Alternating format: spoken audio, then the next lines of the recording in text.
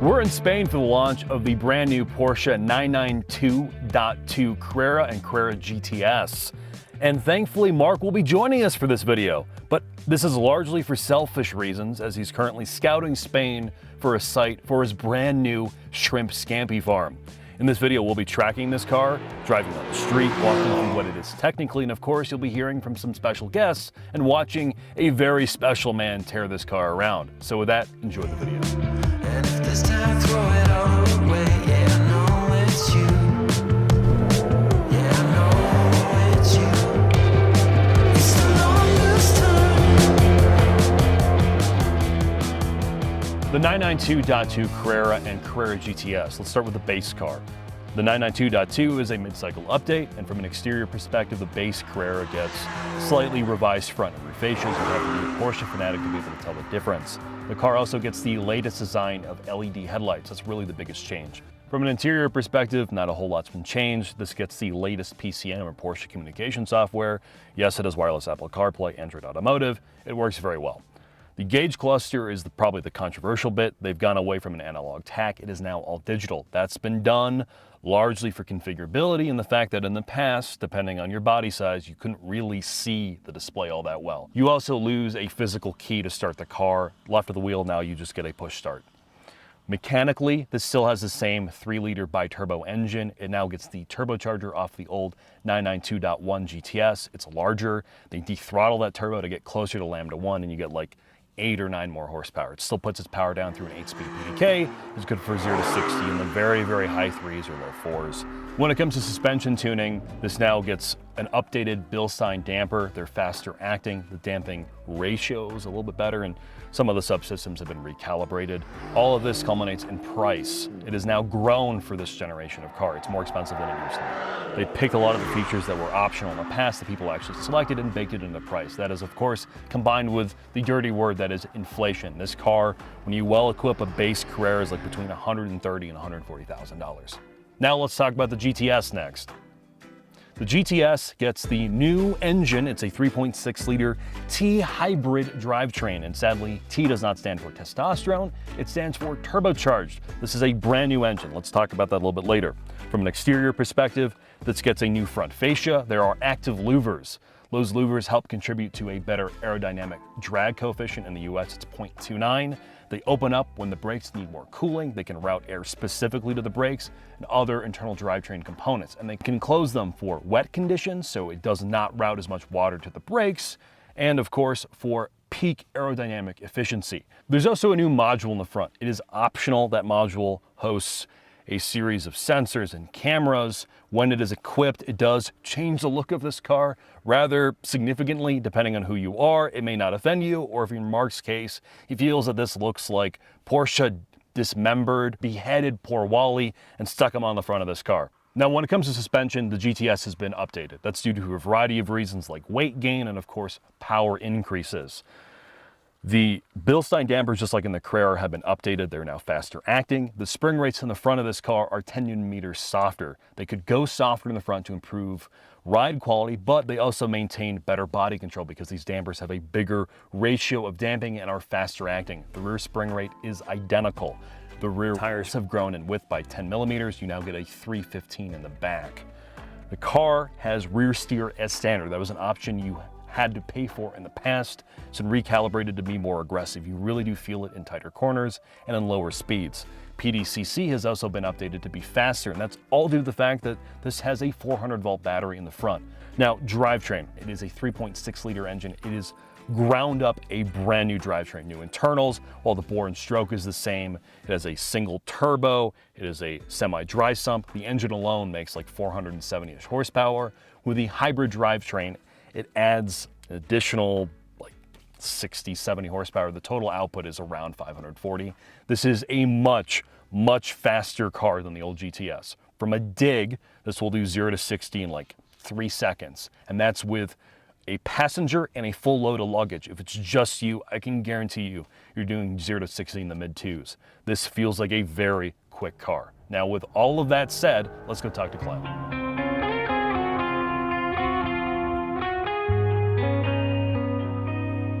Hi, I'm here with Glenn, and instead of Mark and I walking you through all the technical details, Clem, please introduce yourself and what you do for Porsche. Hi, thanks. Last time at the sneak preview, you talked to my boss, Michael. He was the director of the model line, and under Michael, I'm the lead product manager of the Porsche 911 Carrera GTS and base. So the most complicated part about this car, and we've talked about the small changes already to suspension and to aerodynamics, is the T hybrid turbo setup.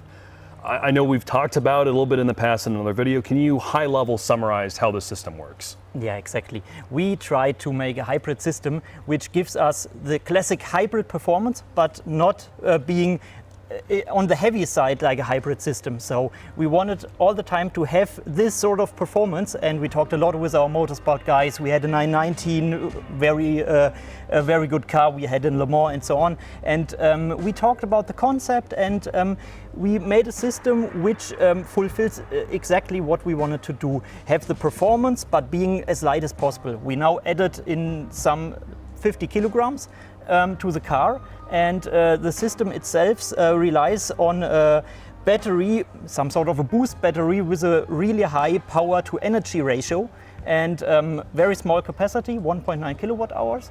And the big feature of the car is the turbo itself, because it's not just a normal turbo which spools up. We have an electric motor which spools up the turbo very, very fast. For example, if you put down the power, we put up to 20 kilowatts of power into the e-turbo for some milliseconds, just to spool the turbo as fast up as possible. So you have a feeling of some sort of big natural aspirated engine.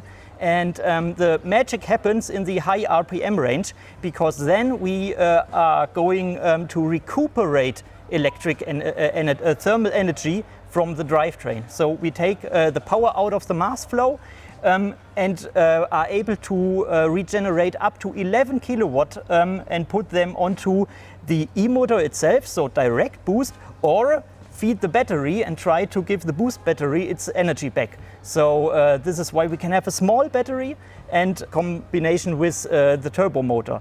But it's not all about the turbo. We also have the main part, the electric motor, which now sits in the gearbox. And this electric motor can do the classic things like boosting power, recuperating power. You're telling me off camera, one of the goals from Frank Walser, when he was still with Porsche before I moved to Bentley, was like, don't make this weigh more than 1,600 kilograms. Yeah, it was our magic number. Yeah, all the time we said 1,600 is our magic number. We don't go above that number. No matter what happens, we have to put all our engineering thoughts into it to go below that number, because a 911, it's not all about going straight, fast in a straight line. It's about having an emotional and dynamic car which goes really fast around corners. This is all about the 911. And I think we succeeded with it, because we now have 95 kilos for the coupe version. And we were able to put down the power on the Nürburgring Nordschleife, which is some sort of our living room. And good living room. And we were able to be faster, 8.7 seconds faster than the predecessor. So something we are quite proud of. The other element of hybridization, which Mark and I talk about this all the time, in America, hybrid is a dirty word, but really what the battery's doing in this car is not only eliminate turbo lag when you're driving this, it's also powering your suspension systems as well, correct? Yeah, exactly, because our engine is completely new. We just reinvented some sort of the boxer engine, have a completely new 983, engine. right? Is what you're 983 we call it internally, and we got rid of the belt-driven systems. So that put us in a situation to have the engine smaller, but on the other hand, we were able to feed the PDCC, Porsche Dynamic Chassis Control, by with the high voltage side. So we now have the PDCC on the high voltage side, 400 volts, and we are able to spool up the hydraulic pump very fast and have an even more agile PDCC system, and give the customer even more comfort while maintaining the same good performance, even be a bit better in the performance. So, perfect. Yeah. Well, Clem, thank you very, very much for your time. I very much so appreciate it. Thank you. Good.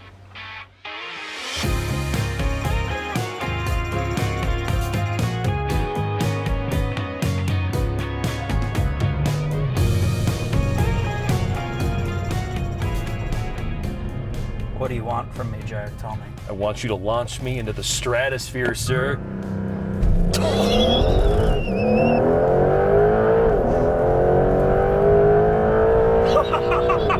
Holy shit, man.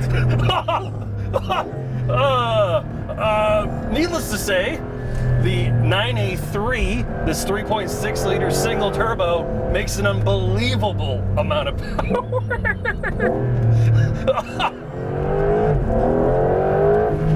Jesus. I think when we talked about doing a street drive here, it's you know, you realize just how incredibly fast this is. Now, granted, we're in Spain, right? This is not a normal road. This is more like ridiculous canyon style stuff.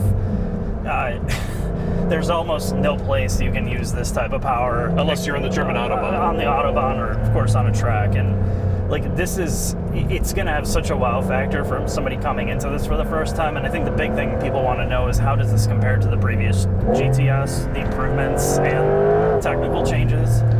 From a drivetrain characteristic in normal mode, when you're around town, the ability for the turbos to spool up so quickly with that electric motor. Jesus. You're using the brakes a lot on this car. Man, you can pick up speed so much faster, but go on, sorry. Yeah, no worries. With how the response down low and lower speeds is so much better. The electric motor kicks into the gearbox to make this feel like a more usable car at lower speeds. When you're driving it like a maniac, you don't know that there's any electrification whatsoever. It's basically imperceptible to the driver on the road 99% of the time. It just feels like a very big displacement flat six. There's no turbo lag. It pulls power from a very linear perspective all the way up top. The 8-speed dual clutch is basically perfect.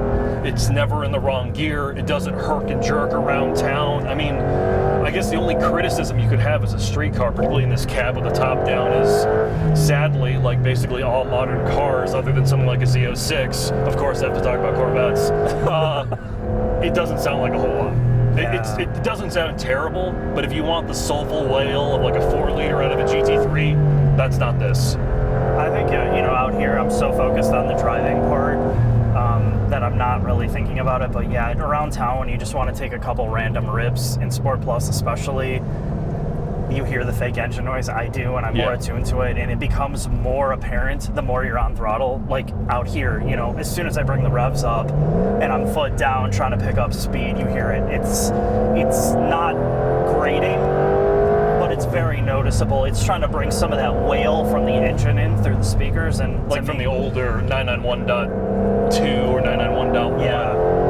But I mean, the thing is like, when you really get this thing going, man, it is like you are moving, and I think it's going to overwhelm most people's senses. Yeah. You know, like for me, I'm used to setting pole in my LMP2 cars, so this is like, feels slow to me most of the time. Yeah, of course, I'm sure it does. But no, it's seriously, this is like more car than you can use, and I think people are going to like the fact that it is so ridiculous. Yeah. You know, you think of like, typically we talk about, well, the only Porsches you want to get from a sports car perspective is like a GT car.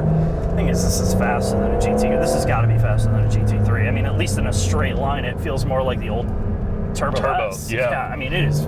It's incredible. It's alarmingly fast, and you're gonna have to work on your braking. Like, you're really gonna have to get used to like braking late, leaning on the brakes. But the car's balance and everything, even though they've added the torque, you know, Porsche's really good about connecting all these systems together. It's just an endless compliment that we give them all the time, because this is what they're focused on, right? If you're gonna implement all this tech, namely now, you know, performance hybridization that's not about efficiency, you want to make sure that it's natural and that you don't notice it, and you set it right off the start. I guarantee if you handed the keys over, well, the lack of keys over to somebody, put them in this car, they would have no idea it had electrification, other than maybe the torque fill would give it away. Yeah. And I think that's a huge step in the right direction, and I think a lot of manufacturers are going to study this and figure out that this is probably the way forward to keep internal combustion around without really hampering the experience. If you did not know it's a hybrid, you would have no idea, at least as a street car.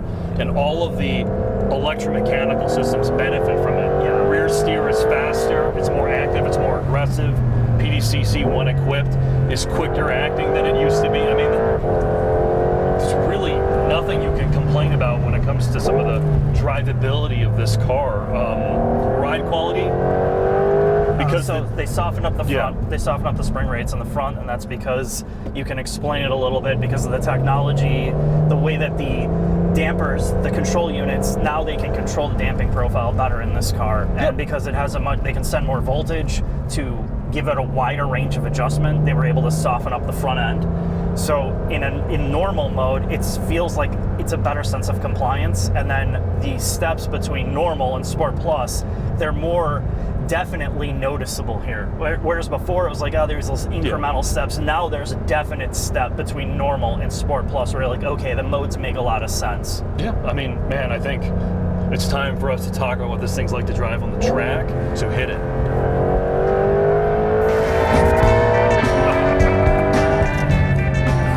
As you hold on to dear life, Mark. No, I'm trying to... We're chasing Jorg Bergmeister, my childhood hero on a track we don't know. We're on the Ascari circuit. I'll do my best not to kill us both. Jorg is like 80,000 times better a driver than I will ever be, so this is gonna be interesting. Yeah! All right. You drove the Carrera, so did I. The base car, it gets the bigger Carrera S brakes now, makes more power. The suspension calibration is slightly better. How does that car drive? Great. I'll say one word. I thought it was going to be like totally Nerf, but in some ways it's better than this. I would take it on a back road because you feel more going on with it. You feel the body move, you feel the body roll. It doesn't have the rear steer, so you have to work with the body roll. You feel more. This is like, comparing the two, this is a totally different vehicle in terms of philosophy too. Yeah, they've done a really good job distinguishing the two cars. Yeah. This is like a totally different car. I'm not kidding. You get them both back to back. You're like, holy shit. Two different philosophies, two different driving experiences. Yeah, this is a spaceship. Yeah, speed aside, of course. All right, let's walk through the GTS, the way this thing drives. Rear steer, it definitely feels very aggressive. Yeah. It's still natural. It helps the car, despite its strutness, get in and out of corners very, very well through these chicanes. The PDCC, it's active currently. It is an option. What that does in sport is eliminate body roll, trying to make this feel as neutral as possible. Basically, they're trying to maintain almost a static weight distribution for the car, which is, you know, an impressive electromechanical feat. I think the compromise is you don't necessarily feel the weight transition as much, so it's in some ways harder to manage. But god damn, is this car Dude, this capable? thing is flying. I know we said it on the street, but I mean, I didn't expect this on track. I really didn't. I mean, dude, you're keeping up with a Turbo S, and Jorg is driving. He's driving fast. Dude, it's seriously like hats off to you. There's no way I could be driving right now and trying to have a conversation. The steering in this car, Porsche has the best steering calibration of anyone and the best brake pedal feel. This has the carbon ceramics. They are 10 pistons now. Dude, the brakes are insane. The brakes are so good on here. Like, I know it's different in terms of, like, again, the braking versus how the suspension is calibrated. It's not like as sharp and as hard and as direct as like the GT cars, but it's like within 10%. I mean, I think most people would get into this car and you'd be going faster in a normal lap.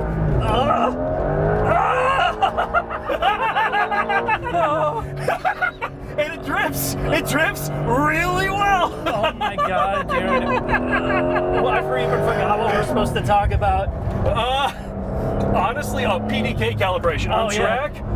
The G sensing of what this thing does is incredible. I'm gonna put it back into drive. Flat out, going into braking. Oh! Dude, I can't. Oh yeah! God, dude. The pre-calibration is great, and unlike a lot of the other modern cars like M3s, M4s, Corvettes, it's not brake-by-wire, Mark. It means as I'm going into this braking zone at over 200 kilometers an hour. Oh my god, dude. Real brake fail. Oh man. Yes, the front end doesn't work as well as a GT3, but if you have a 991.2 GT3, a 4-liter strut car, I almost guarantee you, on the same tire, I'm gonna blow by you in this thing. Dude, I don't know if I'm gonna like shit my pants or puke or piss. Dude, I cannot.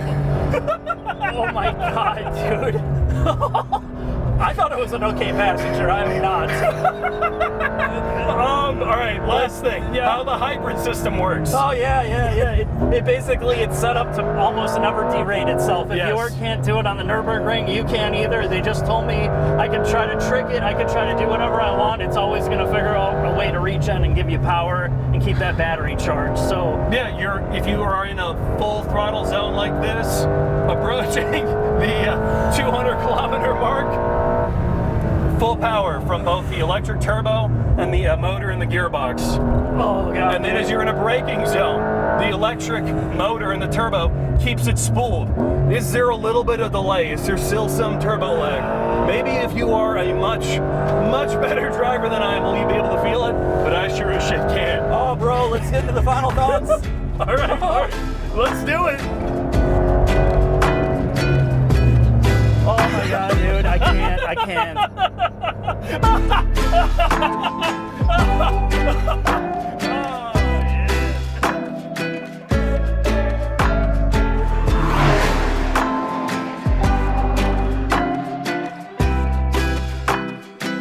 Final thoughts on the Porsche 992.2 Carrera and Carrera GTS. Obviously, Mark is now on medically required bed rest due to that drive segment, so I'm going to do my best to carry us through these final thoughts. First off, huge thanks to Porsche.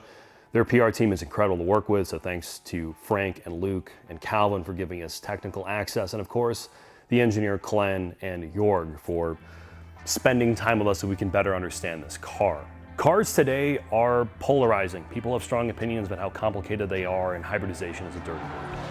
And the reality is, in the case of the regular 911, this is a small iterative improvement over the 991.1 Carrera. If you own the old car, and to be honest, there's not a huge reason for you to immediately upgrade. That said, if you are just looking for a 911, the regular Carrera is more than enough, and it still connects you to the car in a way few modern vehicles still do.